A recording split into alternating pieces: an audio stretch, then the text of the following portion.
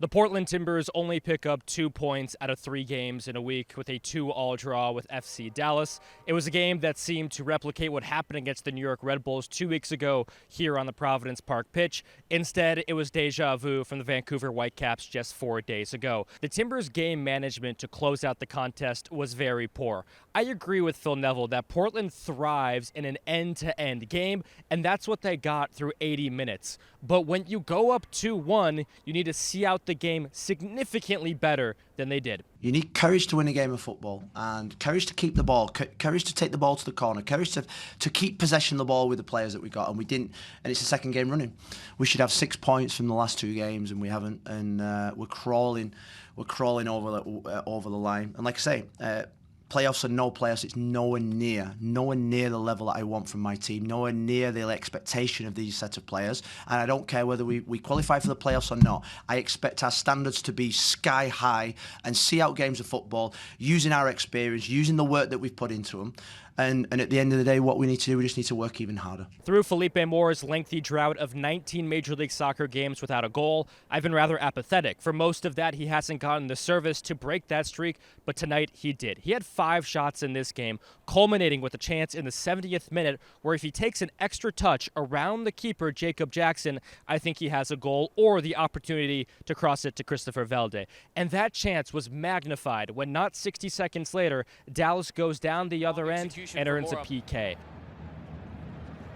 And trying to play it behind. It's Logan Farrington going over.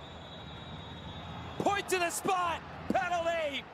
Portland haven't had a game where they've won by multiple goals going all the way back to April in Los Angeles. They need to see out teams when they have the chance. It's just our game management that hasn't been good, and it's a shame because we've put emphasis on it, you know, especially in recent weeks where we've gone over instances where we did build a lead.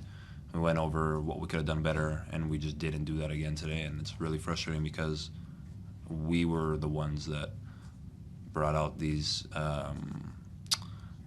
things to do in these moments, and we were the ones that shared our thoughts of how to better game manage, and we just didn't execute what we said, and that's what's frustrating. And I think, again, like it's frustrating for everybody, especially for us, like in the locker room. I think that I think it's maybe the last 3-4 leads that we're up and we blow it, unfortunately, and there's no excuse. It's something we gotta fix quick because come playoff time, then people will punish you, and then that's how people win. I thought the bright spots in this game mirror what we saw on Wednesday. Christopher Velde and Antony are volume producers. There is going to be multiple plays where it doesn't work out, and obviously Velde is somebody that wears his emotions on his sleeve. We saw that again this game, but he creates so many chances. I think he had 7+ shots in this game yet again, just like he did against Vancouver, and he has done almost everything he can to score his first goal without actually getting it. I'm very optimistic about the future of Christopher Velde.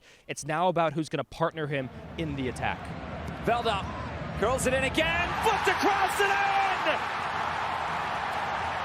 A step that he takes and then jumps back towards the ball, sends his body and his momentum towards the goal. A lot of you watching this will want me to talk about the officiating. Was it great? No. Was it the reason the Timbers didn't get all 3 points? No.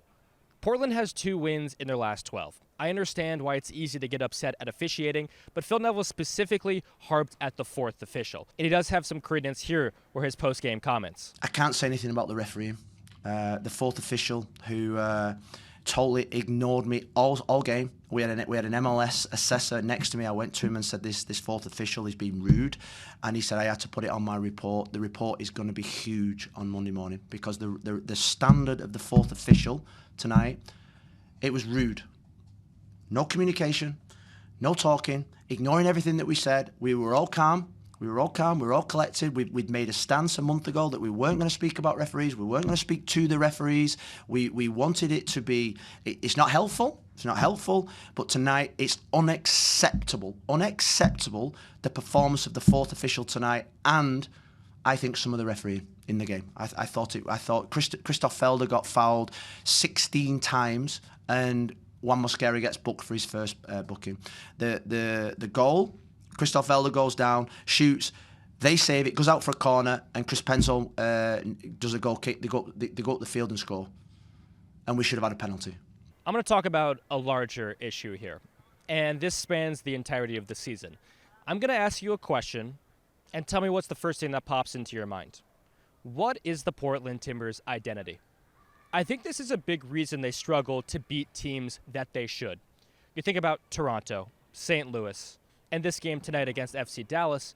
The Timbers do not have a distinct style of play that they can fall back on that beats teams ranking from 9th to 15th in the conference.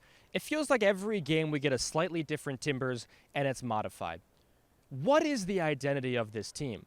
It shouldn't take 32 games for me to answer this question, but that's where we are. They have the individual talent to compete with the best. They have the individual talent to beat their man and create chances. But when the Timbers just need a result, what is the identity of this team? It is a word that is thrown around a lot in sports, and I want the Timbers to answer that for me in the final 2 games of the season and hopefully a lengthy postseason run. Do you feel like there's a lack of maybe on-pitch leadership or like an alpha to drag the rest of the guys through those moments? Yeah, I mean, maybe, but you know, you think about the experience that we finished at the end. We had experience on the pitch. Maybe Diego could have come on. I thought he was fantastic the other night. I actually thought the other night him on the pitch gave us a little bit of calmness, and when he went off, we lost a little bit of that. But I mean, we should have just kept possession of the ball. You know, you think about just getting into the other half, keep possession of the ball. They were always going to play long balls. Musa was a threat all game, running in behind. We just needed to see out the game, and you know, we didn't, and we got punished. And you know, the 2 points we've got this week should have been probably 6, at least 4. That will bring a close to the Portland Timbers post-game report. An absolutely massive game next Saturday against Seattle. And I didn't touch on nearly enough in this post-game report, but we'll have an extended podcast on Tuesday for free listeners of the Timber Review podcast with myself and Adam Booker. Signing off from Providence Park, I'm Adam Sussman. Thanks for listening.